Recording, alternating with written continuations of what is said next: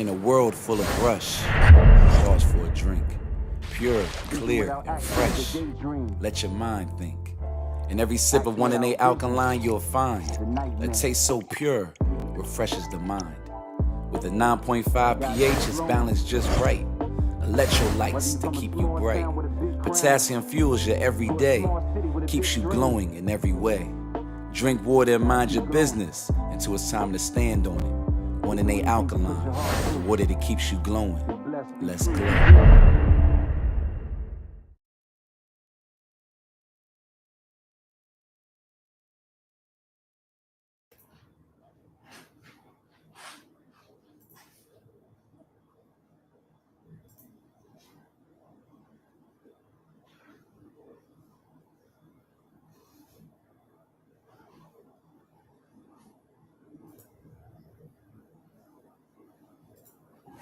Peace of love to all. Shout out to everyone on this Wednesday evening. I got my towels a little warm. I'm getting a little sweaty. That's what's happening when you pick up a few pounds. But I want to shout out everybody joining us live on IG.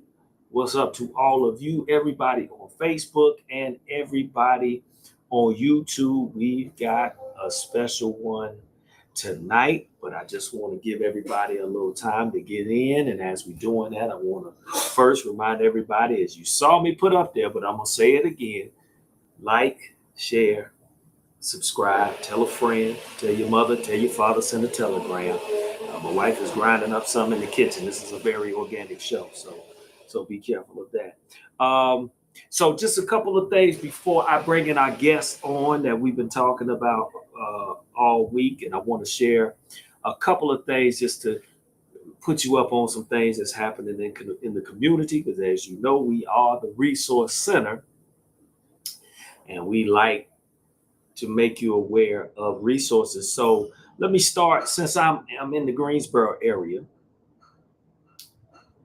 This Saturday, let me find it. This Saturday, if you're in the Greensboro area, at the Greensboro Sportsplex, as you can see on the screen, they're doing a back to school giveaway. This is the 17th annual giveaway by I Am Queen. So that is going on this Saturday at the Greensboro Sportsplex, 2400 16th Street, Greensboro, North Carolina. And I believe it begins at 10 a.m. So if you're in the Greensboro area, make sure, if you're looking for those school supplies, because it's almost that time, August is here, make sure you get out there and get you some free stuff. Also, for my people in the Trefo, in Winston-Salem, let me find it, this Saturday as well, the Delta Arts Academy, along with my church, St. Paul United Methodist Church in the United Way of Forsyth County, are hosting a Art You Excited Back to School event where they have some treats, some music. They'll be giving away some creative arts materials. They'll be doing activities. They'll give some school supplies. So that is on the 2600 block of of New Walkertown Road. So they'll be you can go to the Delta Arts Center right there. They'll be giving away stuff. Then next door, there'll be some dental stuff being given away in our parking lot, the United Way. We'll be doing health screens and giving away some school materials. So that is 11 a.m. to 2 p.m. In the Winston-Salem. If you're in Winston-Salem area, come on out to that. That is this Saturday, 11 to 2, 2600 block of New Walkertown Road. And lastly, it don't stop there, y'all. If you can't make it this weekend, then there's always next weekend. And on August 9th, from 10 to 2 p.m., we have With God Crew, Inc. It's presented a Truth and Love book bag giveaway, where there'll be more book bags to give away. We'll have clothes, shoes, prizes, food, and more. That is next Saturday, 10 to 2, and that is at our church, St. Paul United Methodist Church, 2400 Delabrook Road Winston-Salem. So please try to come out and get those back to school needs met for free, and also have a good time of fellowship. All right. So also want to remind everybody of one more thing. As you know, next week we have another big guest. Matter of fact, let me just write that in real quick. Let me just write it real quick. Yo, Tech, let's make something happen.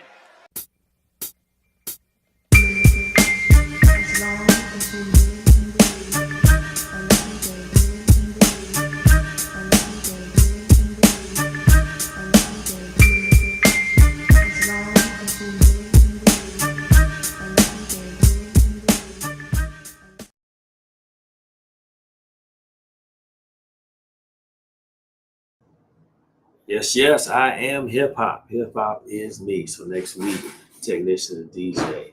So with that being said, I'm not going to keep you waiting because I'm excited about this next guest.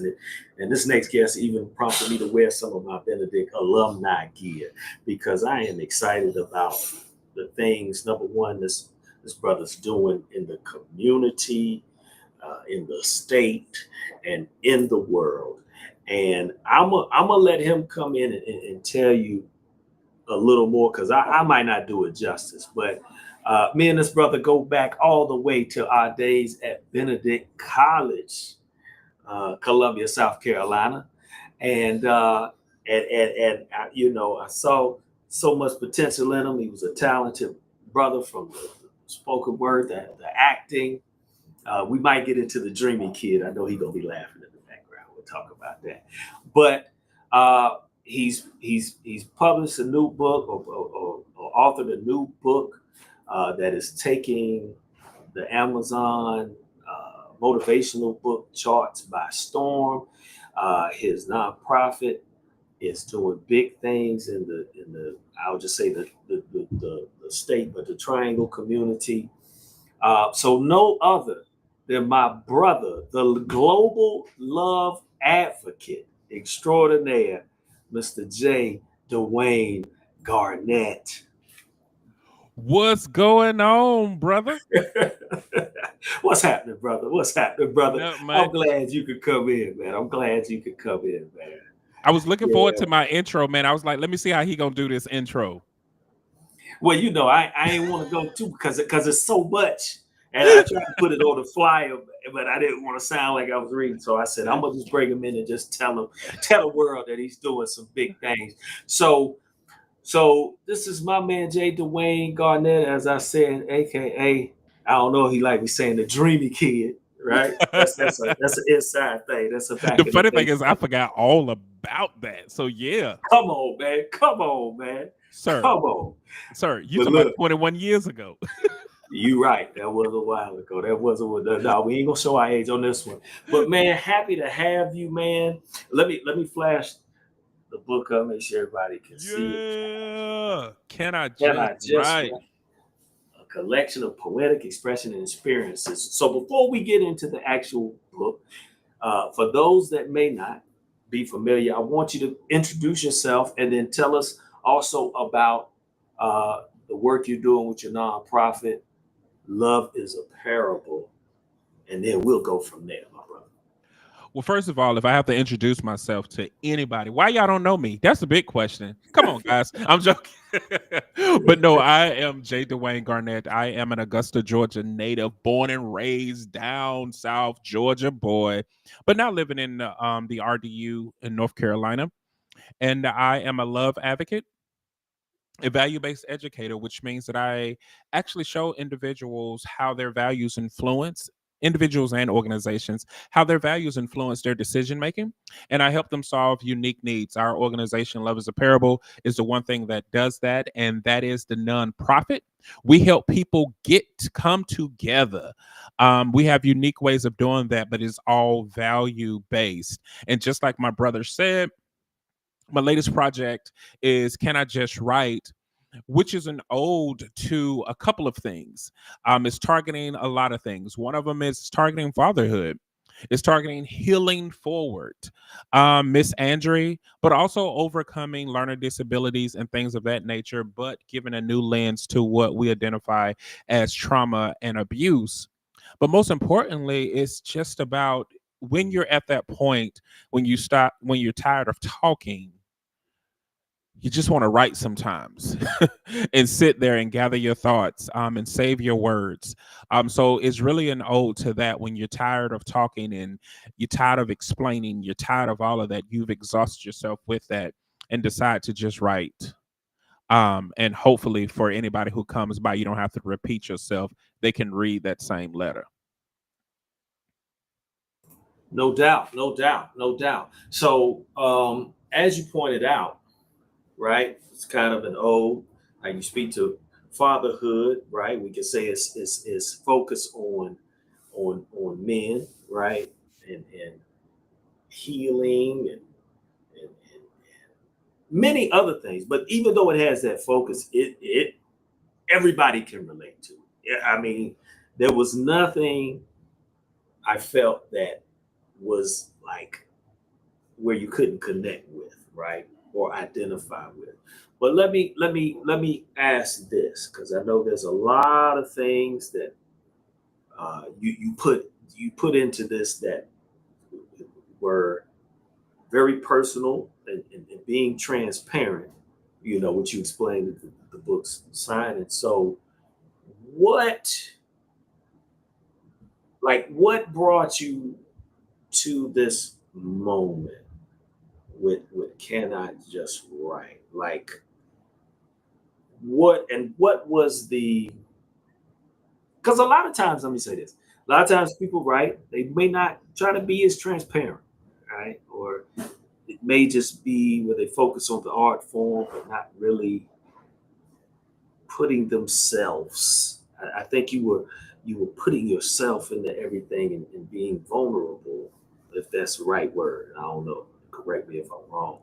In this moment, right? Say I'm going through this, but I'm putting it on paper and I'm laying it out and I'm getting it all out there, no holds barred. So what brought you to that? And maybe speak to the process, what you may have learned from it, how it may have healed, how it may have redirected you. Speak to that real quick. I think when you say what brought me to a moment, um, I always believe in being open to whatever. I say that because I think we try to control so much of our situation. And I've always been a person that now I kind of just yield to it. I don't believe in forcing anything. And when things happen, I was actually writing another book. I kid you not, because when I was navigating through my divorce situation, I could easily see how brothers could get caught up in the system. And I said, wow. And even by it's not about, oh, this is who you were and blah blah blah. No, just having ignorance. Because one of the things is you can be ignorant of the law, but it's still your responsibility to know it.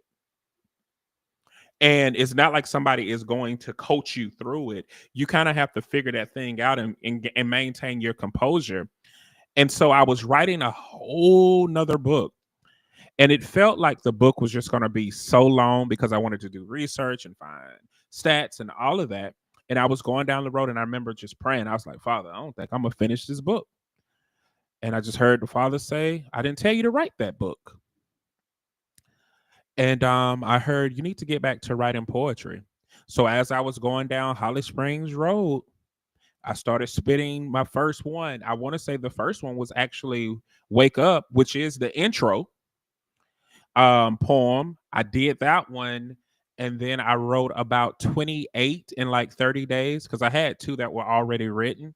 I wrote 28 in 30 days, and it was such a freeing thing that it just made sense, if that makes sense. And the title came to me even before I wrote the first poem. And so, and it came out of a place where I was just frustrated. And so I decided to write. That's how it ended up being. Can I Just Write? And it's also a thing because I was that person, because I have a learning disability. I always wanted to explain things because I lacked confidence in my writing. So this is also a full circle moment where even though that I know that I'm a great orator, I'd rather just write it in this season. Gotcha. So you're getting some good reception on the book, and like I say, it's some powerful thoughts. So you said kind of writing through a disability. What was the growth that took place? I remember you talked about growth because this is not your first book, right? But I know you talked about your growth and coming to Can I Just Write? Kind of speak to that. Was it something you did differently? Was it like what brought you to that point? You got I through the challenge. I think growth is just life. I mean, if we have to be honest, life will kick your tail. And if you you know, like what was the old saying? Either roll with it or get rolled on. That's right. That's That's how right. life, That's right. because life got hands. And Yeah. if you don't Yeah. learn how to bob and weave through life and take the lessons and see the beauty in it, life will make you check out of here. So the growth Mhm. was navigating through life. The maturity is removing the expectations and the limitations that we sometimes put on ourselves, but also understanding that there is a difference between being transparent and confidential. I'm very confidential with the book, Mm. but I'm very transparent. Mhm. Yeah. And I think that a lot of people don't know that. Some people assume being transparent means you lack confidentiality. And no, I can tell my whole story and conceal those who need to be concealed, but also keep important information for those that it's reserved for. So the idea is once you go through life, life teaches you enough. And so you learn to put the brakes on expectations, and then you learn to just receive what it is that you're supposed to receive. And you do that assignment and that assignment only, you know? Gotcha. So one more thing, and then I'm gonna jump into a couple of my favorites, and we'll Okay. go from there. But I want to ask, so what made you choose the form of poetry versus maybe just writing, the usual chapter book or whatever? What is the significance of putting it in poetic form versus just writing? Man, I wish I could say something deep, but it was just obedience to the most high in Yeah. that regard. But when I look at it, poetry is the rhythm in which we speak anyway. And Mhm. naturally I consider myself a creative. And there, I don't know if you watched it. There was this trend on TikTok talking about how Nigerian fathers are the most poetic, Yeah. poetic way of insulting people. Like Yeah. instead of saying somebody is not smart, they'll be like, "She is fast, but wisdom is faster." You know. So Yeah. I think that poetry gives us a way to paint a picture without saying exactly what it is, but it's enough for you to get that impression. And I think if I would have been direct, it would have missed the mark for other people to connect. Mm, And gotcha. from a poetic standpoint, it allowed more people to come to the table. Mm, okay. Okay. Break that down. That's interesting. Break that. Well, I think about the beauty, like I said in the intro, I don't know if I'm at, there were times where I didn't know if I was at a breaking point or breaking new barriers. A lot of people can relate to that where you feel like you're at the end of your rope, but at the same time, you don't know if that's a breaking point or a breakthrough. And a lot of people can relate to that, but I could easily have said that I was at the end of my ropes. But when you say it in a way that you invite people, a lot of people can invite that. Not only I was at my breaking point, but I also was unsure if this really was about to take me out or open up a new one, because there have been like low moments where we felt like we couldn't go anymore. You know what I mean? Yeah. And I think a lot of people can relate to that. And there are a lot of people who can relate to love lost. A lot of people who can relate to not being heard. A lot of people who can relate to not being seen. A lot of people can relate to a lot of these situations. And it would be selfish of me to only look at it from my narrow lens. So I had to extend an invitation, you know? Gotcha. So, well, let's jump into it. Well, let me ask you this. Mm-hmm. Which did you have? I know this is tough to say because all of them I know probably, but did you have a favorite one, or the one that you said this was the one I had to like just nail it? Like, which poem was that for you, or was it a group or a set? What? Talk about that. I will say the one that's the oldest is Separated. So I thought that was going to be my favorite because I wrote that back in 2021. Okay. And I actually recorded an audio version for it. And one of my real close friends, Ahmed, you had a chance to meet him. We recorded it in his studio. And he was like, bro, now is not the time to release this. And I was like, what are you talking about? I want to put it out now. And he was like, nah, I'm not going to let you release it. So I thought it really was going to be Separated. But when I wrote Black and Blue did something to me to the point that I was I was negotiating whether or not I should change the name of the whole book to Black and Blue. It took me a long time, and I had to remind myself of the whole point of Can I Just Write? But Black and Blue is one of my favorites. And it's like one of those that I just sit. And also, You Never Said I Do, I think are neck and neck. Black and Blue and You Never Said I Do. Okay.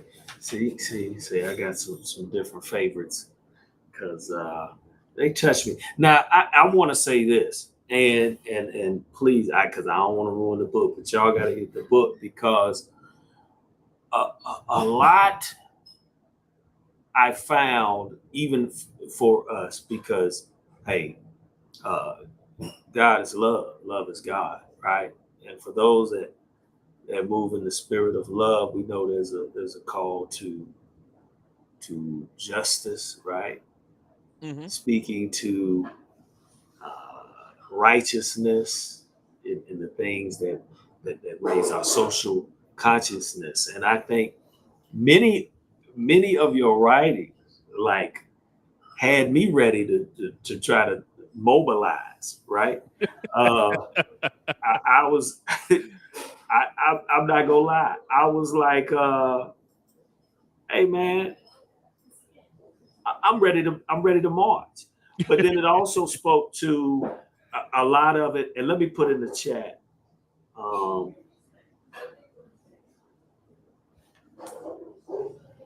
right now I'm putting up in the chat. Here's the link to loveisaparable.com. Sorry, I should have had that running at the bottom. But if you want to go and check out Jay Dwayne's website, and you can find the paths to order the book. But a lot of it was, and I know the rankings, it's the inspirational book, but it was truly like inspiring, and even to the point of you get to that point where it's like, man, I don't know, like, and then I saw those words and it picked me up, and I'm gonna say this one that inspired me the most. I'm gonna say, now this is not too much to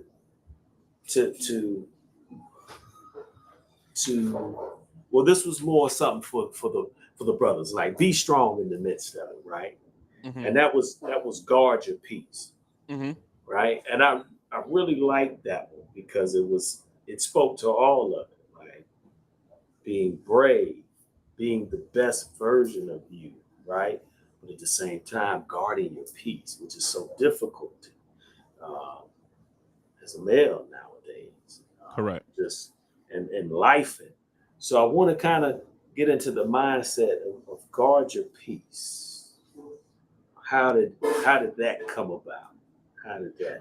Well, the one thing I want to clarify, even though I was going through my divorce journey, there were several people who journeyed with me.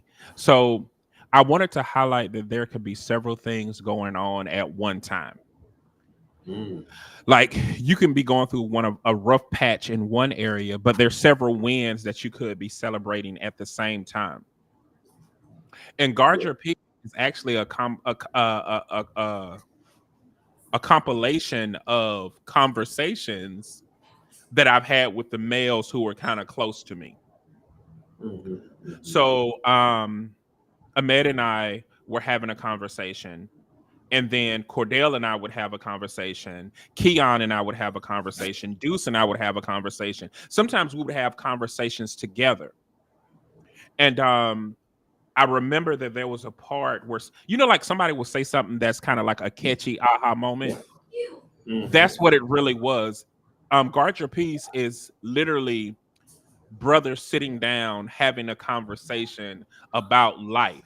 And so there's certain words that those who are kind of close to me would say, and it's all enveloped in that poem. And so Guard Your Peace is literally a conversation amongst brothers who would be having it with one another. So anybody at any point in time could be saying guard your peace, because there's certain expertise that we all have, and there's certain things that we can lean in. And so that's an ode to not just brotherhood, but an ode to the depthness and the sacredness of conversations that brothers have amongst brothers. No doubt, no doubt.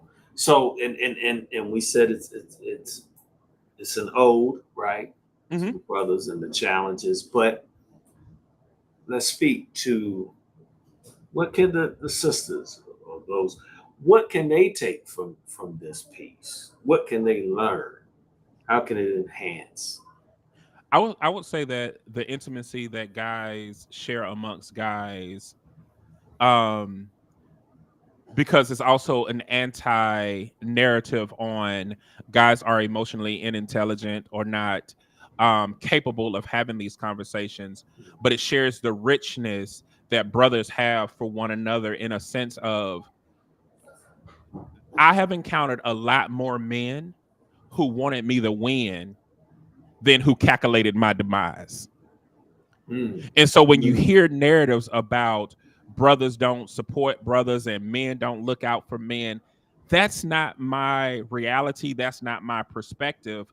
I know a lot of men who are rooting for me. I know a lot of men, just like it was on TikTok, it was a weird trend where people were saying it was weird for guys to tell their friend good night or I love you, good night.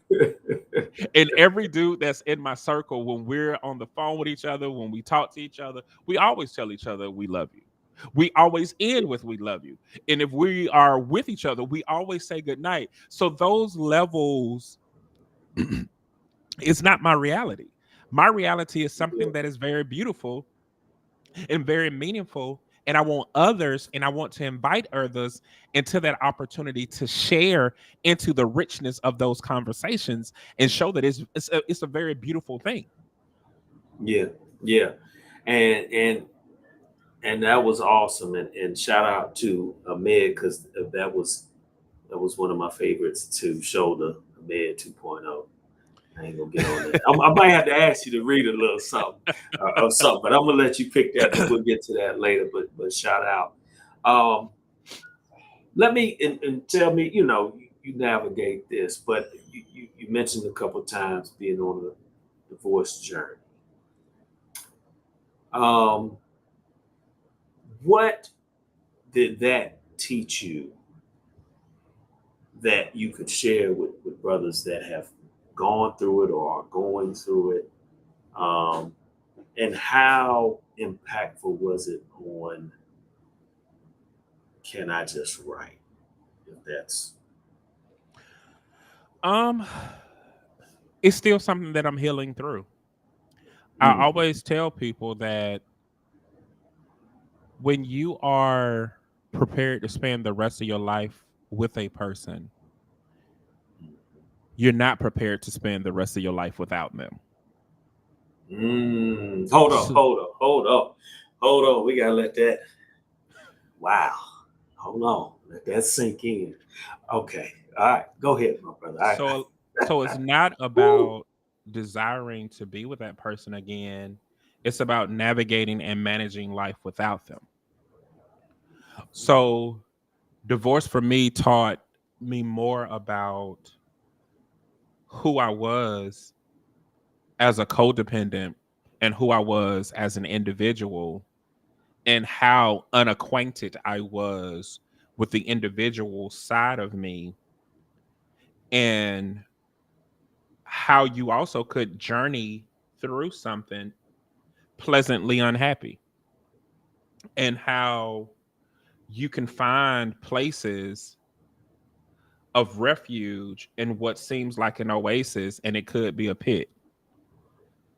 But also how we sometimes assume responsibility and jurisdiction in areas that was never acquired by us or never in our ownership. And so it just taught me a lot. And it taught me the importance of entering any type of union, partnership, companionship, any type of relationship, being whole, not being half, and not being in lack in any area. Um, and it taught me to just be human and allow myself to feel. Wow. Wow. Right. And as far as how much it influenced it influenced some of it, but okay. Yeah. I would say that it was because it influenced not as much as people may assume. The life post it is what was more, because it was more about my journey of getting to know me and learning how to walk and breathe as Jay again, which was a foreign concept for me. Powerful, powerful, powerful. So let me ask this. In your work, Love is Apparel, global love advocate, right? with these type of challenges we go through on the journey, just life, right? How did all this impact being that love? Was it the love that, was it ever challenged? Was it strained in writing this? Did it, like, how did that impact you as the love advocate? I think if I didn't start Love is a Parable when I did, I would have been ill prepared to journey through this portion of my life. See, Love is a Parable is a combination of things that I knew to be true, but didn't, but was unable to test it. It's a combination of things I couldn't do in mental and behavioral health, but I knew that would work, and things that I could do in higher, the things that they wouldn't let you do in higher ed, and I knew it would work. And so I started an organization and tested those theories. But Love is a Parable is definitely more about it's more about uncovering. So it teaches individuals as they journey back to return to themselves. Over the course of having of establishing Love is a Parable, over, I think by that time we were going into 5 or 6 years, I was literally practicing what I preach because the curriculum was so much inside of me. I found a new balance. Because Love is a Parable keeps you centered and grounded. Because once you know you, and once you know the things that you value, and once you know the things that influence your decisions, it gives you a level of freedom and control that's unmatched. So what happens in those moments when I start experiencing things that is not my normal, I'm able to recalibrate myself. When I understand that people can have things driving them to make decisions unknowingly, because think about it. A lot of us don't know who we are, but know that we are a product of everything that has happened to us. So removing the product and becoming an individual ingredient allows you the tool to see in a different way. And Love is a Parable allowed me to stay level headed, to stay cool, to understand what was my decisions versus what was given to me. But most importantly, it allowed me to still see people regardless of what was happening to me. Because sometimes we can see only the noise. Sometimes we see only the distraction. And sometimes that will consume us and we become so distracted by everything else, it blurs our vision. It impairs our decision making. And so we want to get to a point where that never happens. And so gratefully and gracefully, I was able to stay rooted and grounded. No doubt, no doubt. And let me just, for everybody, because this is the resource part of me, as we mentioned, he's the CEO of Love is a Parable. I want to kind of branch into that because you said you live in what you speak, living into what you say. Love is a Parable. Kind of lay out some of the dynamics of that and what you do to help people. I know one aspect is helping people grow their nonprofit, but it's also helping with, I guess, what would you say? Maybe, I guess, bringing groups together, because I know you do some ecumenical stuff, and so break down Love is a Parable and the things you do and the dynamics of that.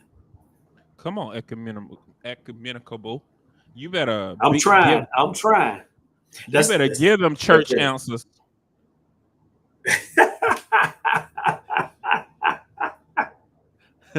Pastor, when that come into play, you know that person know the cloth. But but yes. So the interesting thing is everything that we do through Love is a Parable goes down to our training manuals. We have two training manuals that actually show individuals to understand the things that they value. And that's the core of everything that we do. So when we partner with organizations, we help them find what values are influencing their decision making. When we work with individuals, we help them find what values are influencing their decisions. And the cool thing about it is we don't try to change anybody's values. We help them understand what those values are, and we leave it to them to see if they want them to still be the motivating force. This is done from an individual standpoint. This is done from a corporate standpoint. And so where it has helped a lot is that we have helped save entities resources and definitely a lot of money, because we stopped org changes, because we realized that sometimes it's not a bad hire. Sometimes it's not a bad policy, but it is hidden values that are influencing outcomes that we either don't desire or don't realize the magnitude of what they could be if we actually honed in on those values. How this works to bring in people together is once people go on this journey, and we don't call it discovery, we actually call it uncovering, because a lot of us are products of what has happened to us or responses of what has happened to us. So what we tend to do is operate in those spaces as responses. So what we do is Love is a Parable is help them peel back everything that happened to them and help them return to their most organic phase. We don't say authentic, because authentic deals with intentionality. And how can you get to a place of intentionality where you don't even understand what you naturally would do? So we deal with a lot of your returning to your organic self, real, getting to the raw and real of who you are. And it never fail. Once an individual go through our 8-week training, which is 5 weeks of instruction, we meet one day a week for about an hour and a half. Once they do that and go through the 2-week kindness project that we have, they begin to see themselves as love and see others as love as well. So we also go against the norm when it comes to love. We don't believe in a traditional form of love. So we don't believe in the ancient Greco-Roman philosophy. So we don't believe that love is the storge, phileo, eros, and agape. Um, we believe that at the end of the day, you as an individual is love. And we help people return to that because we believe there are four components that happen simultaneously that make love. We believe that love is a gift, spirit, residence, and a gift, spirit, residence, and emotion. And when those things are happening all simultaneously, that itself is the evidence of love.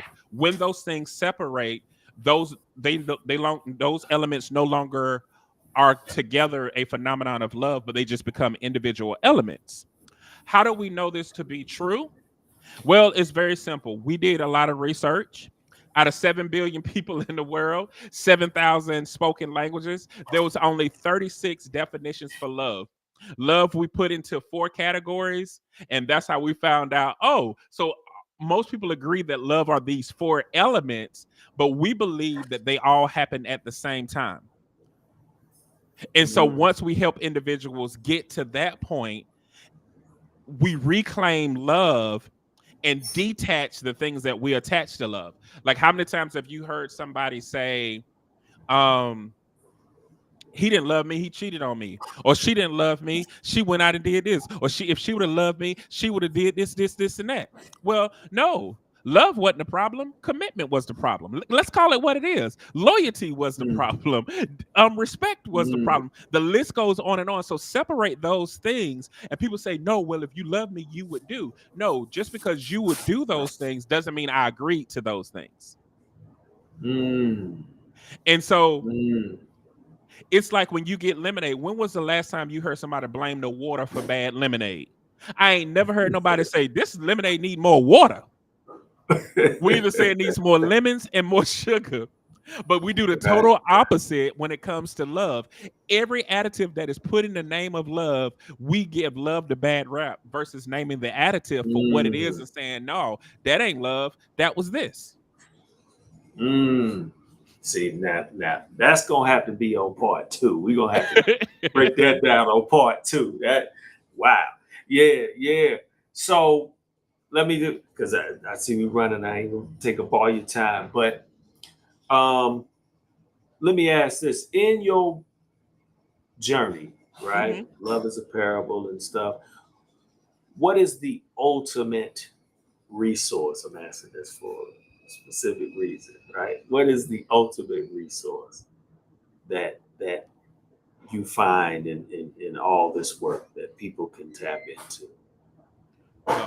The ultimate resource? Yeah.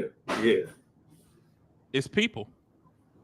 There you go. I was just looking for that because I was lifting up the book Social Entrepreneurship, and it talks about, the ultimate resource is people. Oftentimes we either run to this top-down system, or we say, well, without the money, we can't do this. Without that, we can't do this. But you said something very important. You assess what is there to find those hidden resources. And I think a lot of times why we're stagnant in things is because we look at what we don't have instead of really assessing what we do. Because it simply begins with you and a thought, a belief. Jumping out there and identifying what you do. And once you do that, I believe the energy, God, universe will send those things your way. They will gravitate. But I'm gonna let you just dive in on that. You got to say something. No, I will say I agree with you, because I think that's one of the things that we help organizations realize. Like, the number one reason why people leave their job is not because of money, it's actually because they don't feel valued. And a lot of times when people leave organizations, and that's even institutions of worship, it's because they don't feel valued. If you get people who feel valued, you almost can get anything out of them, because then they will value you too. And regardless of what people say, you are irreplaceable. There would never be another you. And a lot of people don't realize that when you refuse to be your best you, there's a lack in this whole world. When you refuse to live outside of your purpose, that means Mm, that you're okay with somebody dying because your refusal to be you, your refusal to live in your purpose means that you're okay for this world to go in lack. That means you're okay with somebody closing their eyes, somebody going to death because you didn't do what you needed to do. mm, You see what I mm. mean? Yeah, yeah. So And that's powerful. it is your responsibility in this world to be the best you. I love that Mm, Dr. Miles Monroe said that the cemetery is the wealthiest place on earth because so many people die without reaching their maximum potential. mm, And we miss mm, the worst thing that we can do is live life not being ourselves and trying to be somebody else. mm. No doubt. No doubt. And that's powerful. That's powerful because, just thinking back, yeah, oftentimes it's because we felt disheveled or not appreciated, right? Those conflicts, jobs, situations, relationships, what have you, right? But it also leads to when we're taken out of being ourselves. So that's very true and Mhm. very powerful. So let me ask this before we close. The hour getting late, and my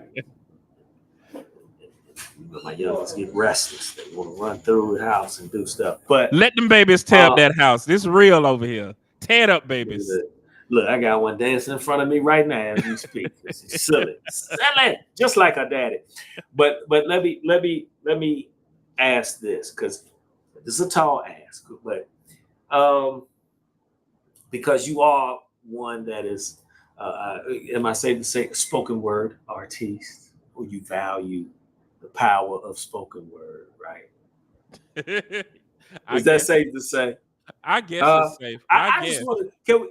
I just want to see. Can we get a little snippet or something, just so they can see those who haven't ordered the book can see what they missing. It ain't got to be a whole. Just a little snippet or something, man. Is that too big of an ask? Um, Nothing is too hard of an ask for you, my brother. That's my brother right there. Because I will say this, and I apologize. I got there a little late, but when I got there, you were going in, and I was like, "Ooh!" And I had a family reunion stuff going on that night, so I wasn't able to come out to the actual event where you performed Hmm. or shared it. So I say we got to, when that brother spits, it's just, oh man, it's all encompassing. So I said we got to try to give them just a little piece so they know the power that's in these words that you wrote. So I'm gonna let you pick, and I'm gonna shut my mouth. I'm gonna shut my mouth. Okay, you only want a snippet? Whatever you feel comfortable with, brother. Okay. Well, I do. Look, I do want to. I do your favorite for you. Okay. Okay. Guard your peace. Yes. Hey, bro. You have to be brave enough to unlearn what has kept you from being the best version of yourself. Guard your peace. If you want to stand firm, know this. There is no convincing a made up mind. And if, without a shadow of a doubt, with every ounce of conviction in your soul, you believe what you believe, guard your peace. Guarding your peace means being rooted, unwavering, 100% committed to your conviction and being okay with being okay, even when others are not okay with you being okay. Guard your peace. Hey, bro, remember, you can't take everyone with you on the path you're journeying toward. You're traveling toward greatness. They're content with your stagnation. We're building strength within our creation. Guard your peace. This ain't flattery, just imitation, a fragment of imagination. But if you're going to walk, walk toward God and commit. Trust your instinct. Though you like the reminders, we ain't got time to repeat this. It's built on intent, a permanent state of forever commitment. Guard your peace. Do it in the moment. It's meant. Our bond is iconic, self-benevolence. That's philanthropic. In harmony, it's symphonic. Having the same conversations, repeating words, but never making confirmations, subtracting contradictions, all to say, guard your peace. Trust your instinct. Wrestling too long could mean a purpose extinct. Just to think, guard your peace. Peace. Guard your peace, my brother. Oh, powerful, powerful. Y'all better get the book. So, Jay, tell them once again where they can find you on social media. We got in the chat.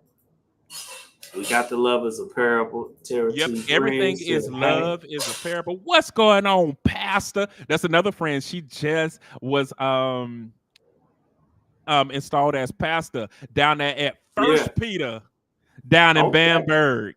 First Peter Baptist Church. So she's another pastor on there. And that's her sister. And then we had Jessica Brown. She's another pastor. Yeah, okay. So I'm in good company then. Man, look, and you got another one. You got Reverend Marshall. She just came on.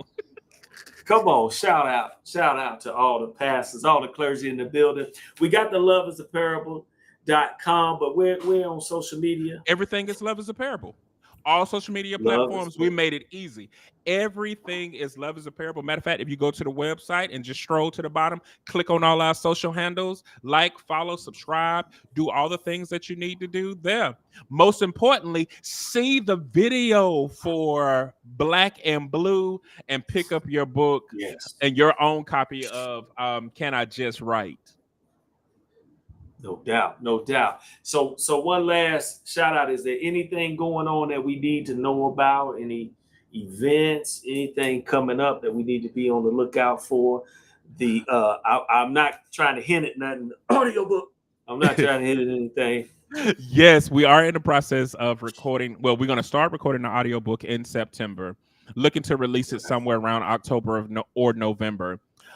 We also are planning on doing a Meet the Author down in Raleigh, north. I can't remember if it's northeast or northwest, but it's anyways at one of them, and I'll get that information to you. But that's going to be in Raleigh in September. And then in August, we're in the process of planning another book signing somewhere near you. We're not sure if it's going to be in Rockingham County or in Greensboro, but that is the plan. September 13th. We do our annual partnership where we actually partner. It was started with Lost Sheep Outreach Ministry, Holly Springs, UCC, and I forget the name of the other church. I'm sorry, but it was 3 pastors that came together and said we need to do something for the unhoused community, and that became Compassion Day.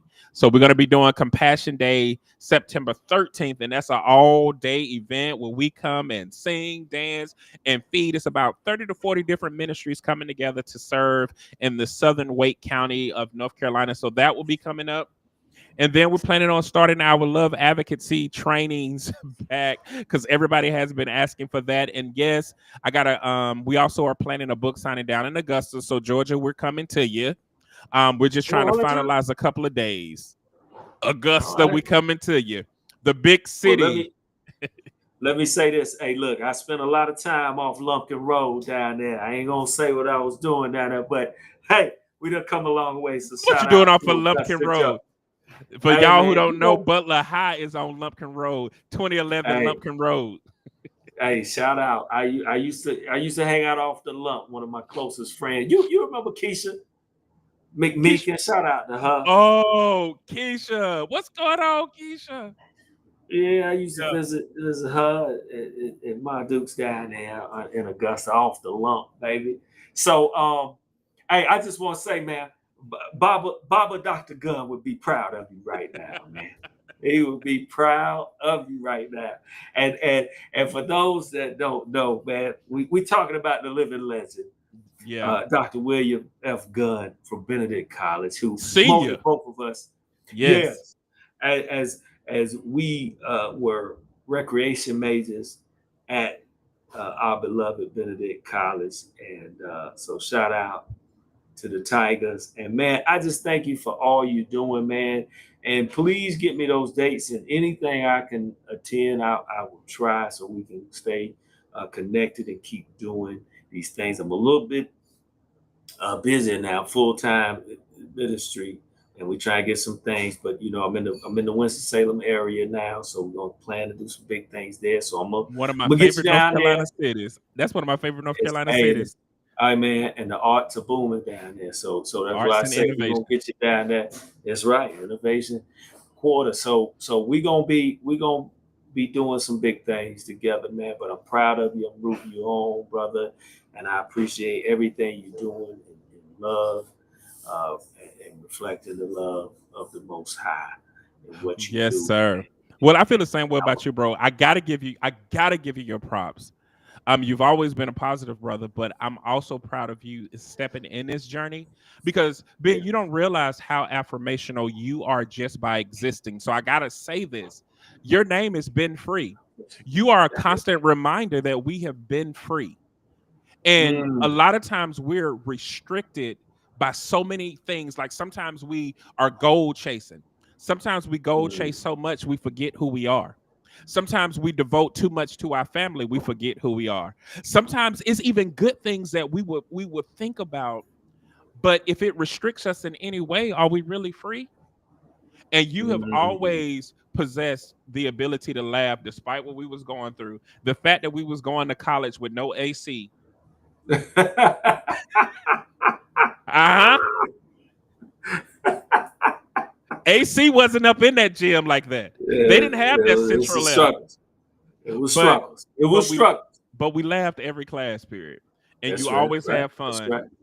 So Ben, That's right. thank you for That's being right. that constant reminder of freedom. And I think that no matter who you serving, I know that heaven is rejoicing because they have somebody like you as their advocate. Amen. Thank you, brother. Really appreciate that. No Thank problem, you. brother. So we're gonna be staying in touch. We're gonna add you back when Yes, anything sir. new pops. But success, man. Love you, brother, Love you and back. appreciate everything you're doing. And once again, can I just write a collection of poetic expression and experiences? You can go to the website loveisaparables.com. Let me put it back up there. You can also go on Amazon and Barnes and Noble. Please get the book. You will Get your identify with book. every word. You will identify, and it will motivate you and inspire you, as it did for me. So appreciate you, brother. Keep doing your thing. And until the next time, man, we out, brother. Peace.